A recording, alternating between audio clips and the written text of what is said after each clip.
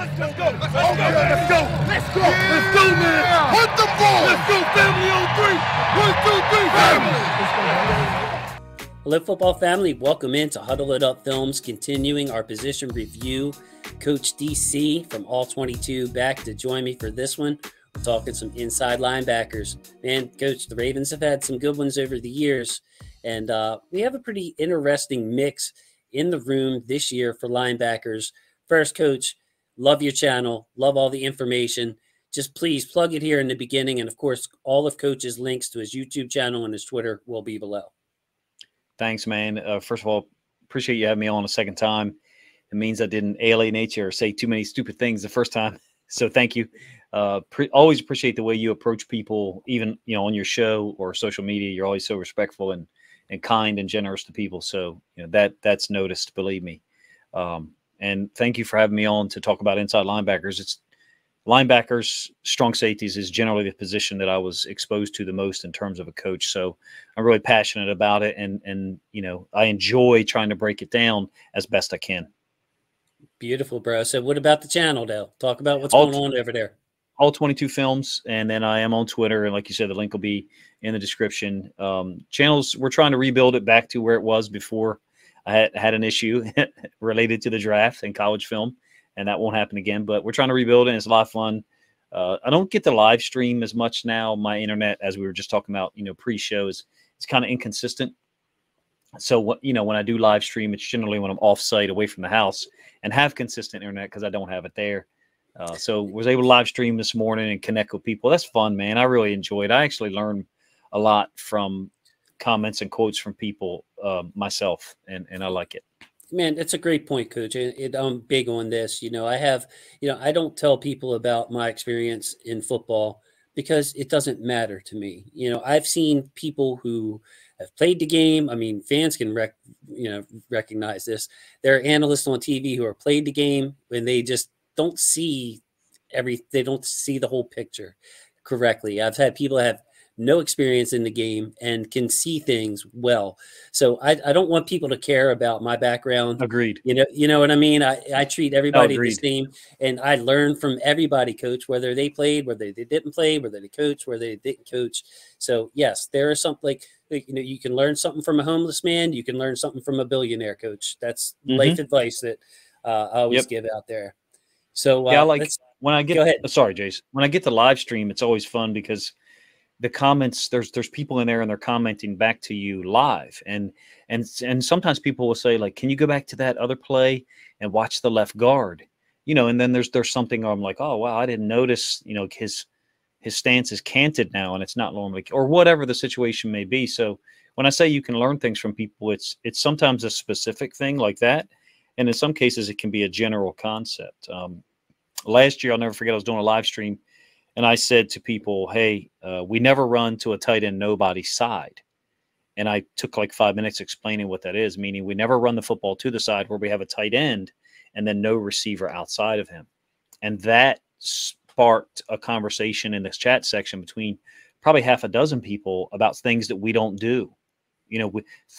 We'll line up and the ball's not going over here, if it's a run play or pass play or whatever. And it really made me kind of go back and look at some film again and be like, wow, these people are right. So sometimes it's a detailed small thing, and then sometimes it's a large scale, conceptual thing. So it's just fun, man. We're blessed to be able to do this. I get proud of my viewers, especially when I make a highlight tape for someone and they'll notice somebody else and be like, man, on that second play, so-and-so was doing this, or man, this certain player, one of the players we're talking about tonight, man, he can never get off a block. And I'm like, man, I wasn't even showing that player. I'm highlighting like good plays from somebody else, and people notice everything. So I love it. Absolutely. So, yeah, man. So the inside linebacker position, close to my heart too, Coach. Safety experience over here. Not big and bulky enough to really play linebacker. I was more of your ball hawk, and love to come up. My play comp would be like a Deshaun Elliott, but I took better angles. You know what I mean? I was all over it. But yes, who do you want to talk about first in this room, Coach? I'm just going to leave it up to you. Who do you think would be a good person to start with? Well, you can't let me talk about Josh Bynes because I could probably talk about Josh Bynes for an hour. He's an incredibly underrated guy. And I think that there's hundreds of Josh Bynes, not just in the NFL, in professional sports and the world in general. People that are underrated at things they do, people that have more of an impact than they're probably aware of. And there's people way better than me who notice things Josh Bynes does consistently and probably can detail it or use Josh Bynes as what I call teaching tape. To me, he's the old, experienced boxer in the gym that nobody wants to spar with. He's the old basketball player who nobody wants to have guarding them because he's capable of stopping you from driving, and he's always going to get a piece of you. I look at Josh Bynes as like a glue type guy, and I think the film shows it. When he was inserted into the starting lineup last year against the Chargers. Now, this is actually interesting. That was actually the week where the Ravens started to. If you go back and look at the film, there was plays where Bynes and Harrison were on, and Queen was off. Yes.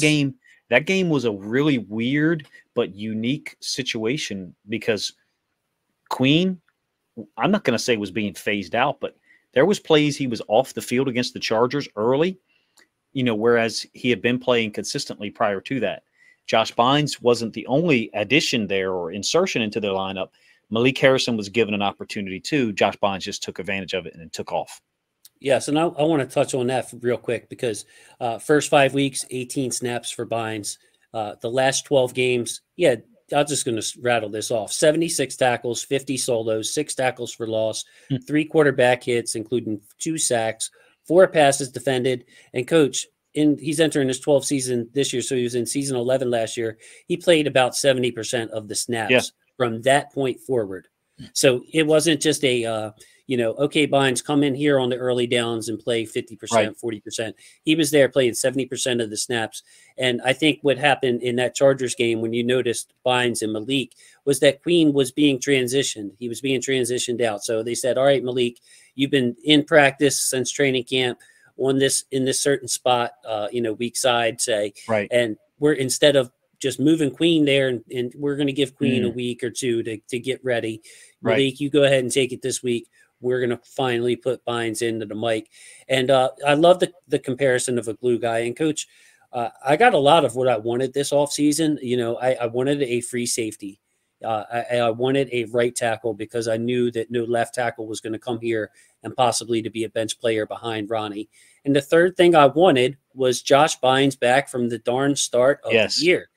It's not too much to ask. Instead of having him bail us out, 3 out of the last 4 years, just it feels so comforting to have Josh Bynes in there to be able to do the right thing. And Coach, I want to throw it like this.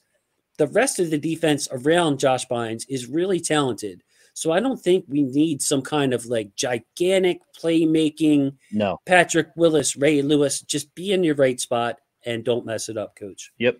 Well, and it's funny because Bynes, if you think about the season the season in between 19 and 21, he was with the Bengals. Well, he made 99 tackles that year. Okay. So how many people are there who've made 100 tackles in the NFL in a season? That list isn't large. I don't know if it's 100 people or 200 people in the history of the game. Whatever it is, Josh Bynes is damn near on that list. He made 99 tackles, number one. Number two, the guy he started over with the Bengals, the guy he took time from, is now a hell of a player. Logan Wilson, yes. The things said about Logan Wilson, he's not great against the pass. That's all BS. I'm in the middle of doing a film study on Logan Wilson because I appreciate the way he plays. And looking back at it, I'm like, wow, Josh Bynes clearly has respect outside of just the Ravens organization because they had a hell of a football player in Logan Wilson. And they used Bynes so much. And basically Wilson, if I remember correct, played 40% of the snaps, if that, in some of the games that he did play in. So anyway, you had asked me a question. I didn't address it. I'm sorry. No, that's okay.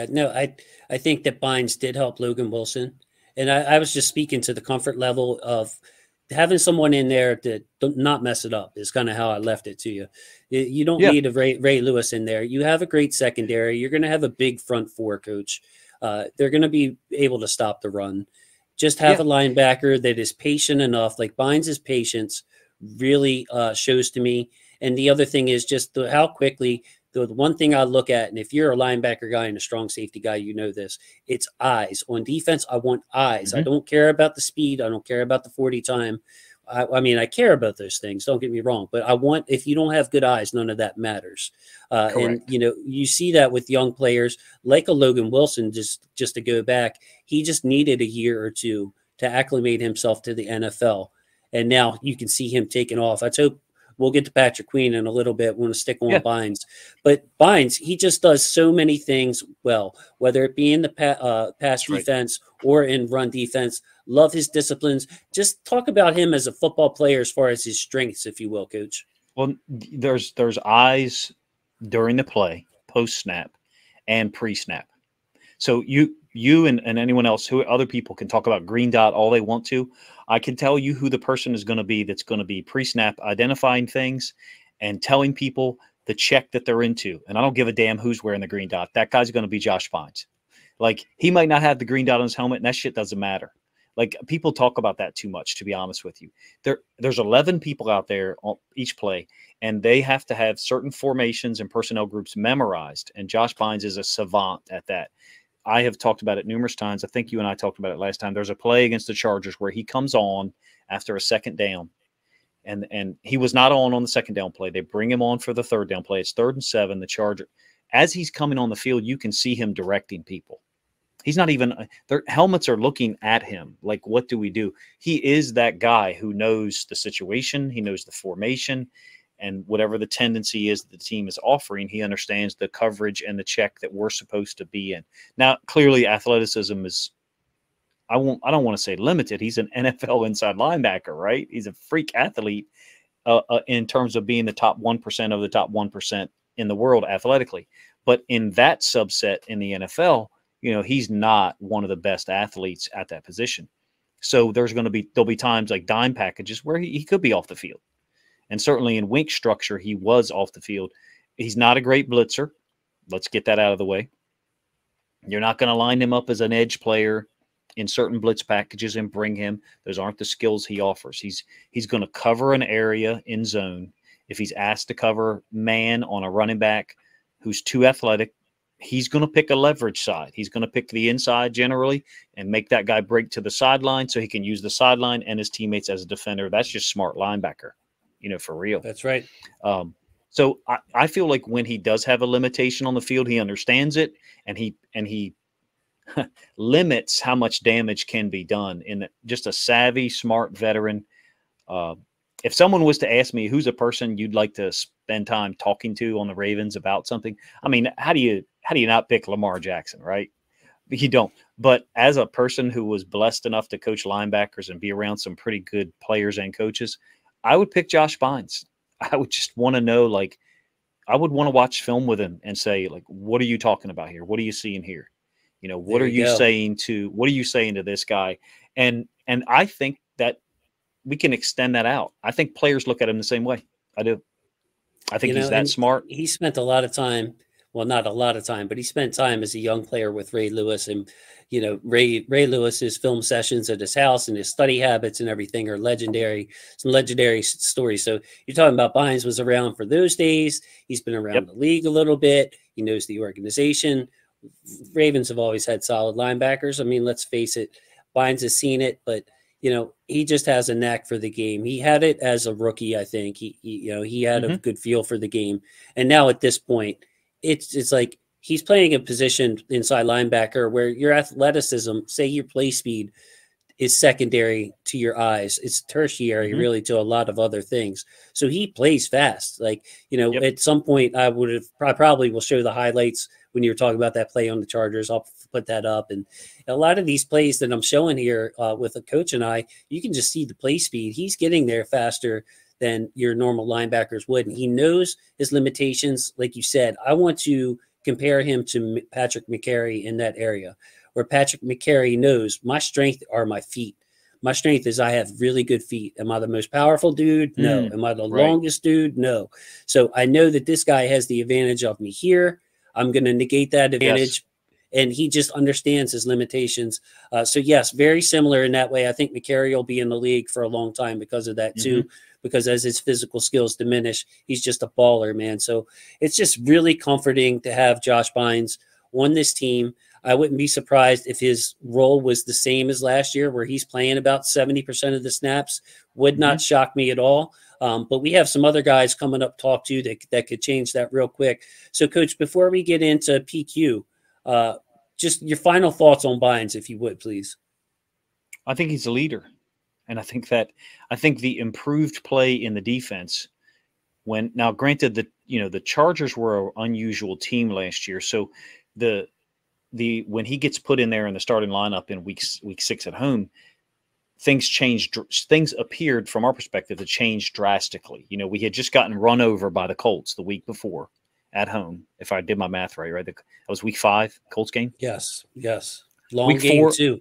Yeah, week 4 we did play well defensively, but let's be honest, that was not a talented Broncos offensive team at all. Especially when Drew Lock came in, he just shut down. Right. Neither was the Lions offense talented at all. The Lions will be a different story this year with their overall talent improvements, clearly. But Bynes is a leader and had an impact. But I'm not naive enough to think that also it wasn't set up for us to play really well defensively with the West Coast team coming over and playing a 1 p.m. game. Correct me if I'm wrong, that was a 1 p.m. game. Yeah. And we had just gotten run over the week before by the Colts. So fans, we noticed it like, what's different? Oh, we got Bynes in there. Well, then the other thing is too, though, I say this all the time about sports, your job, whatever. There's a thing called the rub, meaning if you're next to greatness, you some of that rubs off on you. You mentioned it or alluded to it with him and Ray Lewis. I think it happened last year for Patrick Queen. I think Patrick Queen being next to Josh Bynes got the rub. He got some of those skills, some of the awareness, some of the elite level study of the game imparted onto him. I just don't know how the hell he wasn't playing earlier. I really don't. That's what I'm saying, because, it was a stark difference, and I want to draw some comparisons here. You had the Lions week 3.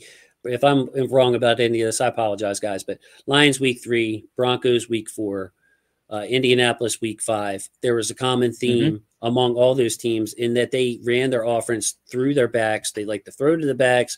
Jonathan Taylor took 170 yards to the house early in the Indianapolis game. And then you played the Chargers, who have Austin Eckler.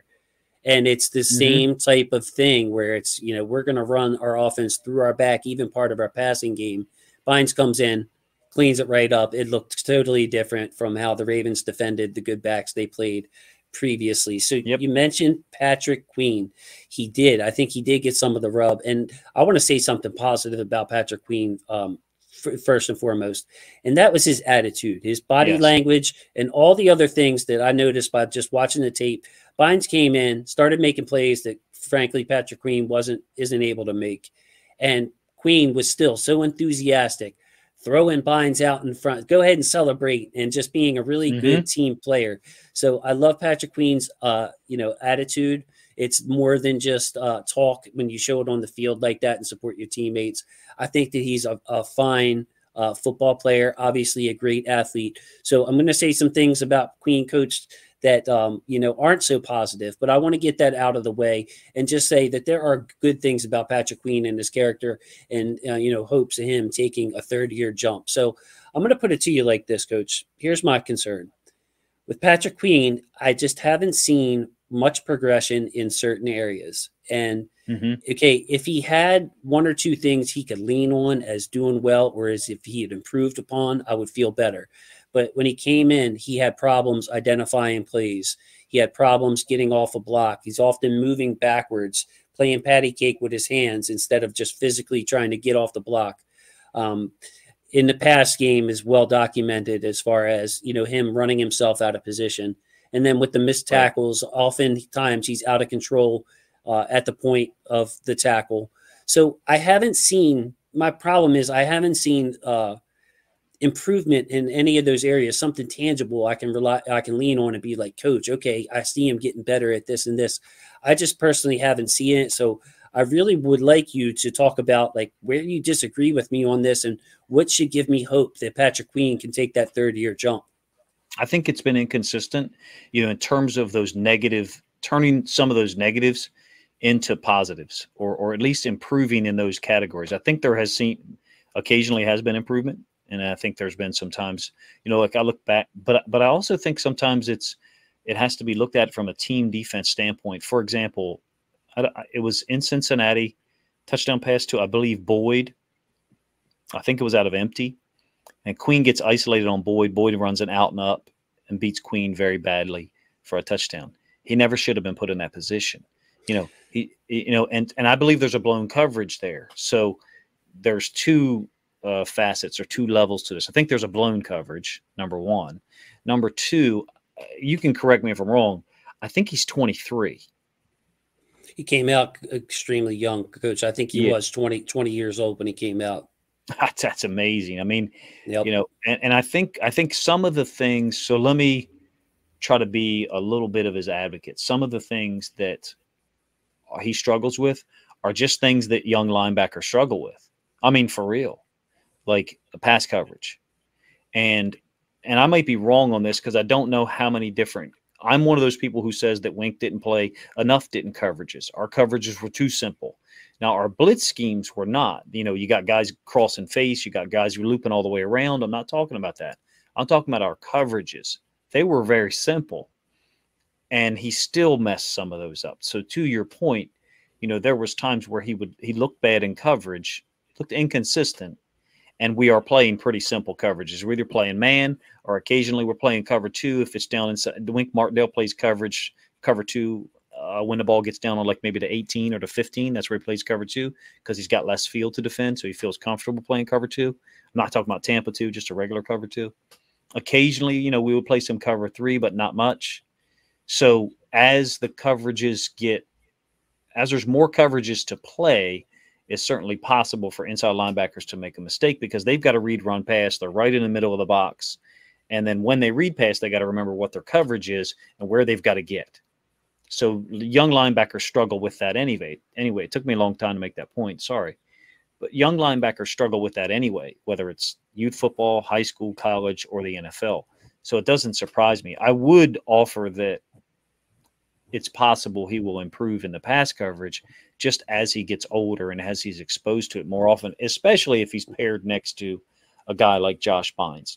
They're going to be communicating and studying together just like you and I would. And then in the game, they're 6 feet from each other, 8 feet from each other. Bynes can turn and say a trigger word to Queen. It doesn't mean that Bynes is smart and Queen is dumb. That's not what that means at all. It just means Bynes and him have come to an agreement about, okay, when I say slice, that's telling you, that two's going to go vertical and one's going to slice inside. So you just go ahead and let two go stay inside on his inside hip, maybe redirect him, and then wait for one to come in. And so Bynes and or Queen sees something and they can identify it. And for lack of a better way of describing it, when Queen and Harrison were next to each other, neither one of those guys has that depth of experience like Bynes does to be able to understand on Tuesday night and Wednesday night, we've got to meet and we've got to install these words together. So in one word, in 1 second, we can communicate to each other. Boom, I know what to do now. I have that experience as a coach. You've got to holler it to the kid who's 33 yards away. Bynes and Queen will be right next to each other. For Queen, I think Bynes is a little bit of a security net. Hopefully he doesn't go down. I thought I saw improved play once Bynes was in the lineup. You didn't think you saw improved play overall from Queen or no?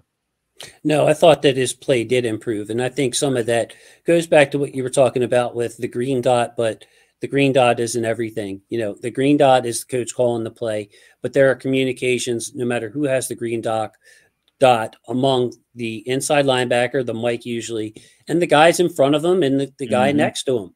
He's got to line them up. You'll see him scoot them over a little bit. You'll see him pointing. You'll see him leading the defense. So whether the guy has a green dot or not doesn't matter. Like the green dot is the communications with the coach. There's a ton of other communication. A good defense communicates. So I did see Queen's game step up, in an obvious way. Once some of the pressure was taken off of him. Yes. I just see, Coach, that like I said, to get back to my original point, you can move a guy to will linebacker, but they could still run to his side and he'll be at the point of attack. Yep. And when the run comes to Queen's side and he's at the point of attack, I don't see him attacking the hole in the right way. I see him sometimes running himself out of position, sometimes being late. So there's a lot of inexperience. But as you mentioned, with him being young, it could be like he could be one of those classic cases of the third-year jump. And the Ravens want him to succeed, Coach. I mean, Yes, we all they've do. given him, right. We all do, but it's especially the Ravens, with what they have invested in him, and they showed it with being able to, or being willing to play him, excuse me, instead of Bynes. They want him to be that starter instead of Bynes and this and that, and getting that kind of playing time. So I'm very not very hopeful that Queen will be anything more than what he was, say, last year. But if he was, Coach, if he turned into a 3-down linebacker and started to progress, I mean, it's a huge year for him too. Could you speak on the fact that, after this year, the Ravens will have a decision whether to pick up the 5th-year option, and just the pressure on Patrick Queen to really take a next step? Like, what are the Ravens going to have to see from him to even consider picking up that 5th-year option? Well, I know there's people who are going to have a drastic different opinion than me, and that's fine. I do not believe in inside linebackers reading the quarterback. I just don't. On pass, once I've made my run pass read, I shouldn't be staring at the quarterback with no awareness to my right and left. And we used to say to our kids, you don't just need awareness to your right and your left. You need awareness to your back right and your back left. That's right. I'm pointing behind me. Yes. Yeah. And so the only way to do that is to open your shoulder, open your hip, and open your head and look. And that's one of the now there's other ways to do it, but you have to move. Like, you don't get to see my face here, lucky for you, but you have to move, and you have to turn your helmet and look. And that's one thing the Queen doesn't do.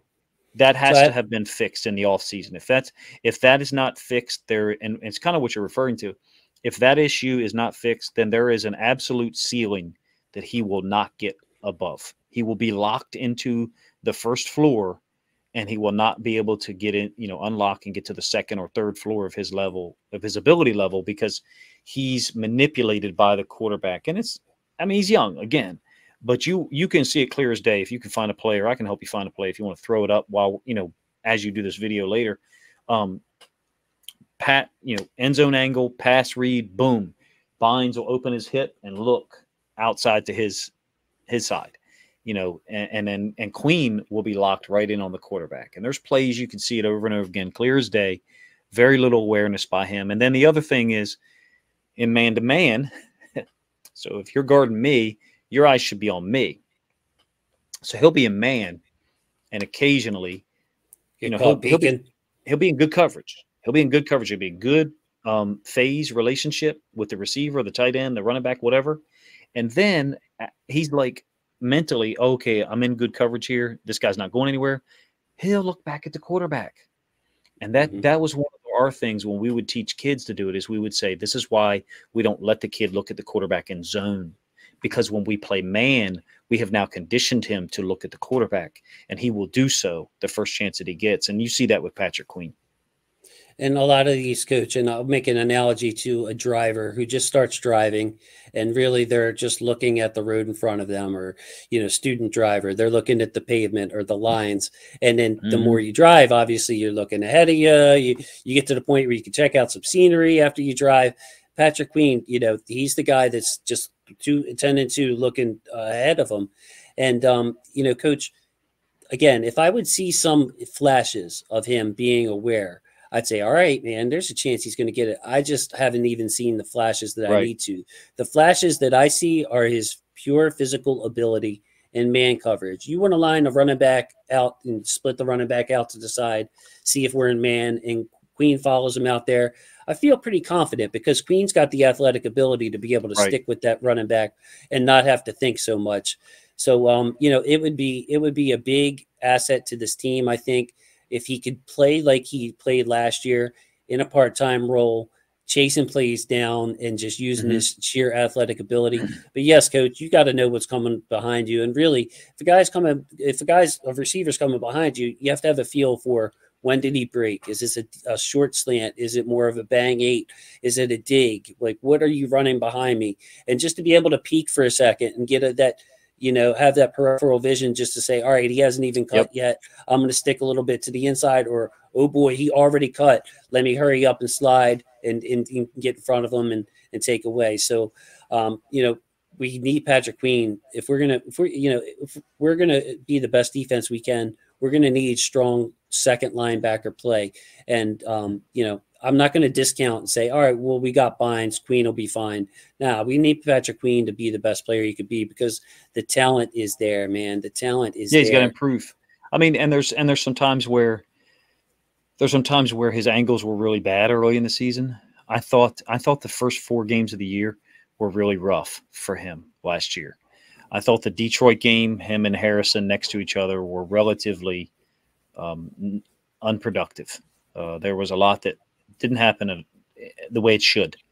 Then once Bynes was inserted for whatever reason, there were certain things I thought he was more definitive. If he was wrong, at least he was wrong. At least he did something definitive, especially the downhill stuff. I thought the Minnesota Vikings game, I thought he played well, really well, to be honest with you. But I know that Dalvin Cook had a one long run against us, and I think it was on a split zone play. They had been running split zone at Josh Bynes, and Josh Bynes would fit it perfectly every time. And then they figured out, let's run split zone at Patrick Queen. And I believe he fit it wrong, and it busted for a long run. My memory may be incorrect here. No, I remember that play. He eventually got chased down way later. I think Chuck Clark was eventually chased him down. But yes, so Patrick Queen expectations. Like where I'm going to nail you down to this. Closing thoughts on Patrick Queen. What are your expectations for 2022 from him? I would love to see him have more tackles than Josh Bynes. That's what I would love to see him have, more tackles than Josh Bynes. Whether that's 75, whether it's 85, I'm not sure. He certainly can make splash plays. He did in his rookie year. He had a fumble recovery for a touchdown. I think he had an interception, correct me if I'm wrong. So he had splash plays, and he's got high-level athleticism. If some of the small technique things can be fixed, and I think they will, because I think our coaching last year at the inside linebacker position was terrible. I thought Rex Ryan did a horrible job, and I'm a person who loves Buddy Ryan's my favorite coach of all time, period. And I like Rex Ryan, just not as much as Buddy. I don't like Rob as much as Rex. So there's a ladder system there.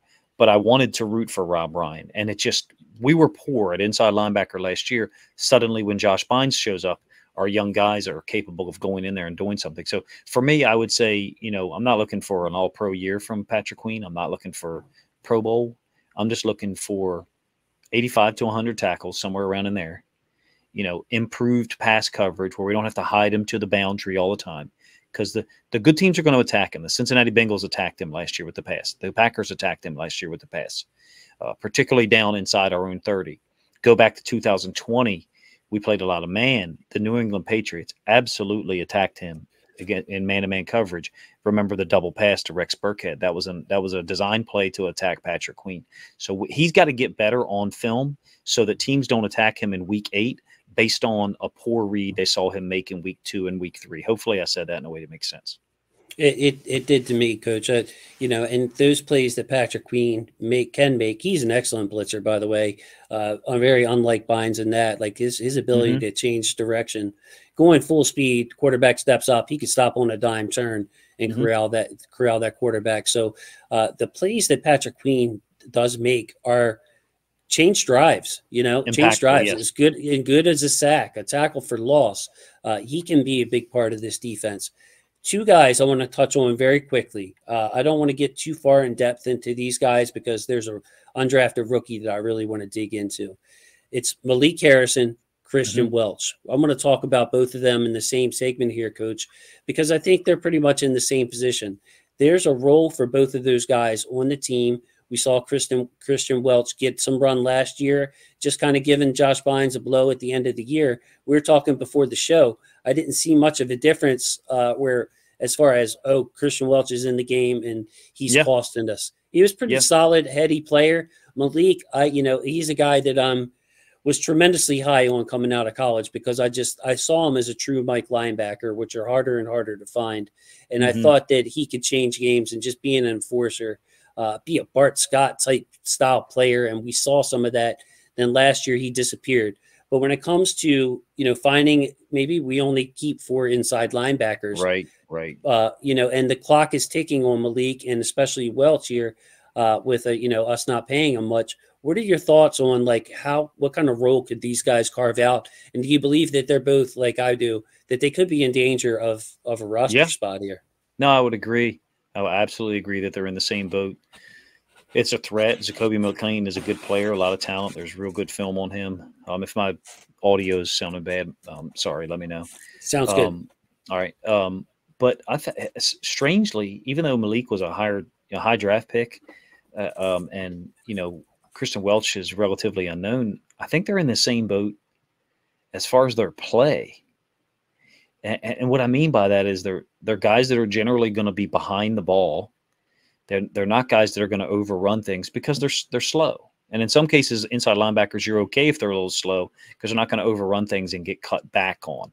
But to your point, Malik has a little bit more explosiveness than Welch.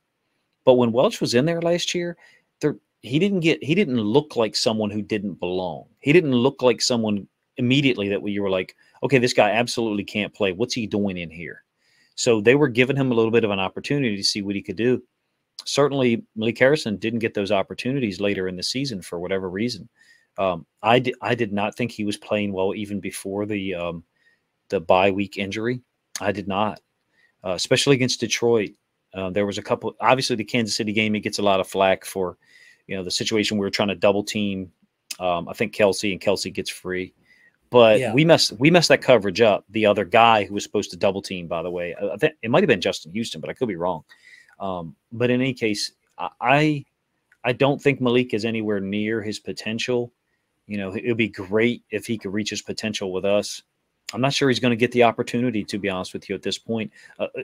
Barring a Josh Bynes injury in training camp, I'm not sure that Malik Harrison gets another opportunity to play 50 snaps a game unless he comes in and he's a different person, with how he recognizes things. There was 2 situations last year in the Detroit game. He literally ran right by a read, something that he should have seen. I refer to it in my videos as you got your car lights on at night, and you also have high beams. You got high beams and low beams. Some guys only have one. Some guys only have high beams. Some guys only have low beams. Harrison seems to be one of those guys that only has high beams at times because there'll be something on his periphery that he doesn't see, and a guy like Bynes, or even in some cases Queen, does. I'm glad you noticed that. I mean, it's not something we wanted to notice, but I feel like Harrison regressed in just the run defense. Take away that Kelsey game and all the stuff that we were asking them to do. But man, I mean, the 2 Tennessee games we played in 2020, Malik Harrison was the best linebacker on the field. There's just, incidences of him blowing up Quentin Nelson and tackling Jonathan Taylor. I mean, you just see the physicality, but he looked like he was in a hurry last year to me. And he would blitz through, and the running back would have an easy job just making a small step and going around him. And I think that Malik is someone who new coaching, Mike McDonald, maybe specifically Zach Orr, can really help him get back to some basics. Get back to where he was in 2020, because I think that there's a potential this year for Malik for it to go one of 2 ways. He can cement himself and say, okay, last 2021 was an off year. He's the player we thought we drafted. Or it could be, man, we've had 3 different linebacker coaches now and 2 different defensive coordinators, and Malik, he's not going anywhere. And we really have all these safeties. We have these young backers. So it could go either way for Malik. Whereas Welch, I think, is a little bit of a different story. Yeah. These guys, they do have an opportunity before the season. So if I didn't paint it that they have an opportunity, forgive me for that. I think Orr will be a tremendous improvement over Rob Ryan. Absent us being there and watching drills and being in meeting rooms, which, obviously we'll never get the chance to do those 2 things. There's only one inference to make. The coaching was poor. It just was at inside linebacker. It just was. I think Zach Orr will be an improvement. There's a moment. I know you asked me to address Christian Welch. I think Zach Orr will have a tremendous impact on those guys, along with Josh Bynes, obviously. There's a moment where Jimmy Smith was not playing 2 years ago, 2020, forget what game. And he's talking to another corner. I forget who it was. And he's telling the corner, hey, if they're in 21 personnel, every NFL team in 21 personnel is going to be able to pass pro and give that quarterback 4.5 seconds. So what he's telling the corner even though we didn't say it is, you got to be able to defend for 4.5 seconds. You can't jump shit. You can't, jump something when that they can block it up. So that level of guidance, that level of instruction, Zach Orr will be able to give. It doesn't always have to be a former player, who can coach. We kind of talked about that earlier. And we're obviously, Rob Ryan is not a former player. Zach Orr is, and Josh Bynes is still playing. Those guys, if you ask me, are going to be able to give Harrison, Queen, high-level instruction. Welch as well. I think Welch is a little more limited, has a lower ceiling than Harrison, even though I said I think they're in the same boat generally. Welch doesn't – he appears to be one of those guys who doesn't have any glaring strengths, nor does he have any glaring weaknesses. Great way to put it. Great way to put it. And then, of course, one of his strengths, I would say, to challenge you, is the special teams. He's a core special teams player, so that bodes well for him. But yes, as a linebacker, no glaring strengths, no glaring weaknesses. I just think that Welch is a guy, he could stick around like Josh Bynes, coach, and bounce around from different team to different team to just be a steady force. Hey, we're not paying him a lot. We could cut him. We can make him inactive this week. But at some point in the season, Christian Welch is going to pay off for us. And, oh, by the way, be a very good special team player. So, I mean, there are opportunities in this room this year with Chris Ward being gone, extra pass reps to go around.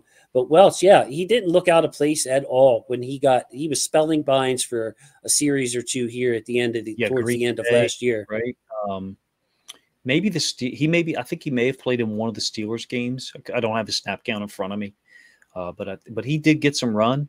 And who knows, it could be a guy got a stinger or something. That guy came off for a series, but he didn't look out of place. I like that we were doing that late in the year because, we weren't going to be in the playoffs. And, even when we still had an opportunity, I don't know that we all really wanted to be in the playoffs. And I was going to say, even if we did, we probably knew how hurt Lamar was. We weren't going anywhere. Right. Go ahead, Coach. So, but anyway, I'm glad that we had the wherewithal to do that, to get him that opportunity. Same thing on the other side of the ball with Tyler Wallace. We had got him some opportunities late in the year that we didn't early. I think sometimes we've been locked into, hey, we're going to play this guy 60 snaps a game, and we're not going to give this other guy 10 or 12 snaps. That's the wrong mentality, sometimes for real, especially when it's a 17-game season now. God forbid they ever do an 18-game season. Like, who's going to be able to play 70 snaps a game on defense for 18 freaking games and then the playoffs? I mean, insane. Yeah, I agree with you there. So there's a undrafted rookie that both Coach and I have a fondness for. We're bonding now, Coach. This is our guy. Guy.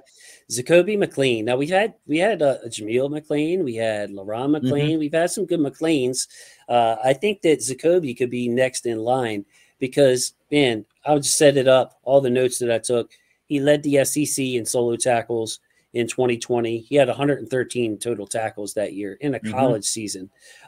6 passes defensed last year.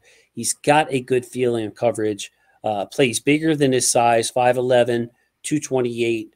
He ran a 4.69. I think he plays faster than the 4.69 because of his instincts. He played since his freshman year, 2-year starter.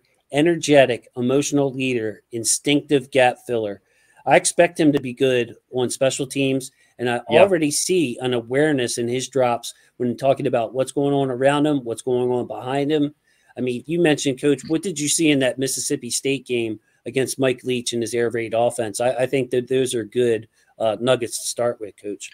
I try to do a little bit of Penn State stuff on my channel. Of course, Penn State and Auburn played a great game this year on I believe it was whatever the special night is that Penn State, whiteout, I think whiteout, everybody wears white. So that was a great game. And I also have him against Mississippi State, which is an air raid team. Mike Leach runs their offense, is their head coach. And it was interesting. I thought he stood up well against Mississippi State, they're trying to stretch you horizontally, and they're trying to stretch you vertically in some cases. But it really, it forces inside linebackers and second level players to cover another 2 or 3 yards, depth and width than they normally maybe do against some more condensed or traditional formations. The air raid is a unique thing. It's the system that Oklahoma ran that Marquise Brown and Kyler Murray, ran while they were in college. So it's an outlier, even among spread teams, people that want to throw the ball a lot. And Zakoby McClain is smart. He generally seems to be on the correct leverage side in terms of pass. He's one of those guys that doesn't jump the first route that comes through his zone if he sees multiple guys on his side. I saw him twice allow someone to cross his face because he knew the other linebacker was going to pick him up, and then he went and attacked the running back to the boundary. So I know that the game is a little slower, even though it's the SEC. Just from that standpoint, there seems to be a little bit more awareness in pass coverage than Patrick Queen. From a relative comparison, I know Queen is now entering his third year in the NFL, and McClain is an undrafted free agent. So that sounds like a ridiculous comparison. But those are some of the things that we just didn't see Queen do at all coverage-wise with this team. I like McClain, physical, agile. Somebody on Twitter, I think it might have been MC from the Fire Zone podcast, I think it was him. He showed a play where McClain has to change directions twice and then puts his foot in the ground and drives back into the ball carrier from an outside-in angle. Just perfect, not giving up too much space. He's physical. I really like him. I think he makes the team. I really do. I think so too. And the thing that's going to make it tough, the reason that I include Christian Welch on the bubble, and if Malik, maybe on the bubble, is because we have all these safeties, Coach. Mm-hmm. And I believe that we're going to see more safeties on the field, fewer linebackers on the field. We're going to have to cover or carry a lot of DBs, I think, because there's just there's so much talent and depth there that you have to look at you don't want to short your defensive front. We already have injury problems at outside linebacker. So where can you take away from? Well, we'll carry one fewer linebacker. And with a guy like McClain, I mean, his clock starts right now. So you're getting a fresh clock. You're getting as much control over him as you can compared to a guy like Malik or Christian Welch, who have been on the team for a couple of years now. So, you could reset yourself with a smart football player who, quite frankly, probably has more upside than the other two. I mean, I see a complete football player here, Coach. He could be in their coverage. He can be a Josh Bynes type player. He reminds me of Bynes a lot. The way he uses leverage and angles to his advantage is really impressive to me. He will use the sideline as has never missed a tackle, the old saying. And he will also use his players. He's got like a great feel for how fast he needs to go and when. And the last thing I want to say, Coach, before I kick it back to you, if you are half stepping near the sideline and think there's going to be some kind of gentleman's agreement that you're going to jog out of bounds, Zakoby McClain will catch your ass and he will put it on you pretty heavily. If he can. He's looking to get involved in the pile. He doesn't assume his teammate is going to make the tackle. And he does it in a very disciplined way. He's not out of control, drawing a bunch of personal foul flags. If it's blown dead, he'll pull up. But if he's got a chance to punch at the ball or punish you near the sideline, he is looking for it. I see real ownership in his game, which is a quality I love to use with inside linebackers. Ownership of every tackle. I think you probably covered it way better than I will here. But you used the word ownership, and we used to say you can see a sense of urgency. And high school situations, you go scout people, even if you're going to get film of them, you go watch them live because you want to see things. You want to see if the star running back comes off every 3 or 4 plays, comes over to the sideline pissed off because he got tackled for loss. You want to see if the quarterback and the offensive coordinator are arguing about something. You want to see little things. For me, watching McClain, you can see a sense of urgency. It appears as if he's someone that doesn't take for granted, hey, I'm going to play 70, 80 football plays. This Mississippi State, like I said, they're spread, air raid system. They're throwing the ball a shit ton. So they're getting a lot more plays out there. McClain doesn't take things for granted. He's there to compete. You alluded to it, talking about a gentleman's agreement along the sideline. I've seen him take on linemen on the correct side with the correct shoulder, get up under him, and then make the tackle on a half beat. So meaning it's not like he would take on the lineman, separate, and then go make the tackle 3 yards later. He would do it all in one fluid motion. That's a rare trait. You can teach that all you want. Some guys are going to be really good at it in short space. He's good out in space. I think I kind of talked about it earlier, watching him play against Mississippi State. There was 2 screens that they ran where he took the correct angle. I saw it from the all-22. And of course, you're watching it. You're like, well, that's on the other side of the field from him. You know, and you see a gang of 4 guys make the tackle, and I watch it from the end zone, and I'm like, damn, he was the second guy to make contact there. You know, you rewind it, and you're like, he came a really long way to make. So I think play recognition is a strength for him. And again, I've only really watched 2 games, the Penn State game and the Mississippi State game. I didn't write down which games I watched on him because I watched a handful, and it was after the draft, but it just shows every single game where he expects to make the tackle. If I don't do it, nobody else is going to do it. And that's what you want from a tackler on your field. So, Coach, I want to go into we're talking up this guy like he was a first-round pick. He went undrafted, and I was kind of frustrated from the list that I got that he wasn't one of the people on my radar to scout him. So I didn't even look at him until after the Ravens drafted him. I was a little disappointed that not one of the lists that I follow had him, rated that high. But anyway, as far as things that he will have to overcome at the NFL level, I do think he plays short and stubby. As far as he's going to get stuck on a block every once in a while.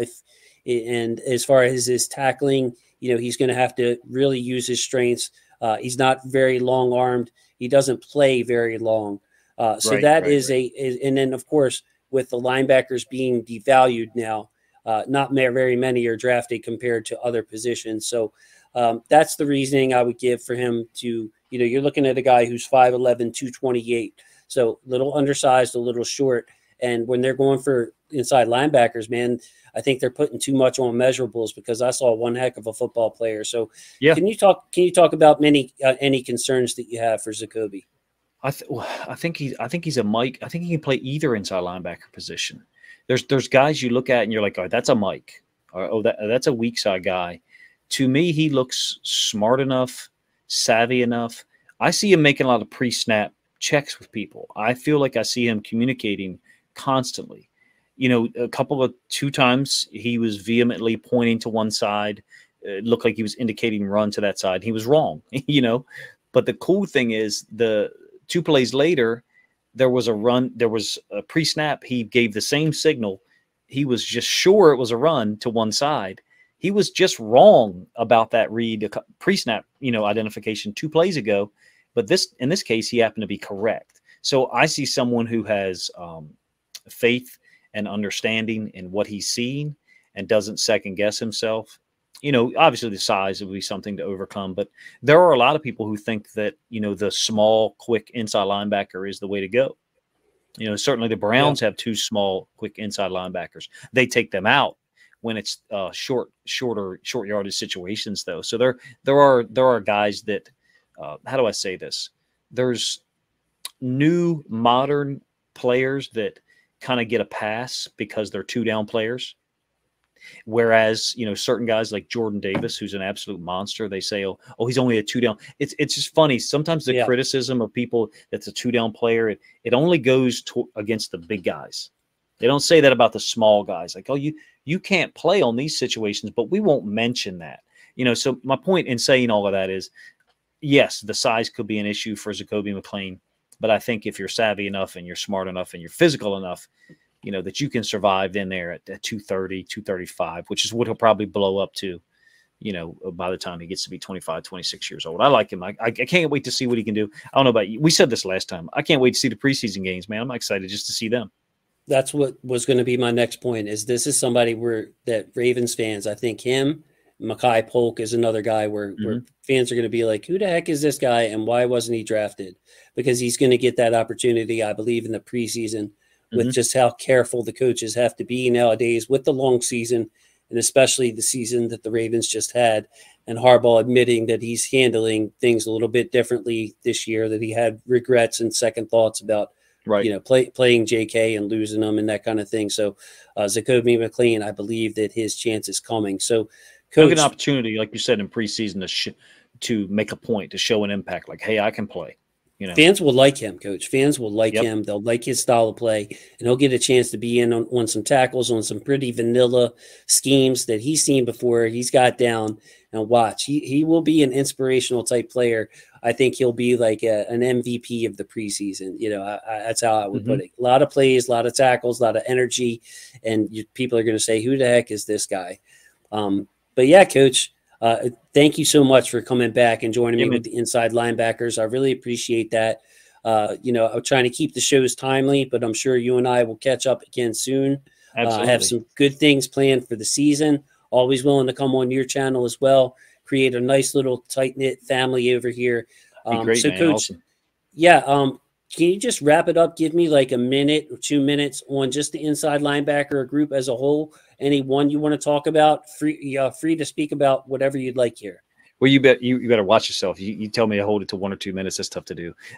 But I think we're better at inside linebacker than maybe the notion is from a lot of other people.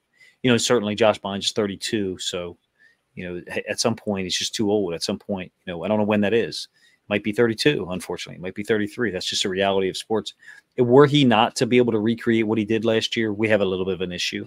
We do. You know, let's be honest. If we don't get the 2020, 2021 version of Josh Bynes when he played a lot, then we're looking at Zakoby McClain, you know, playing more, or Malik Harrison, or Christian Welch, one of those guys, or bringing in LJ Fort or something, right? Mm-hmm. Yeah, and certainly I think our coaching is way better at inside linebacker position. We already had that discussion.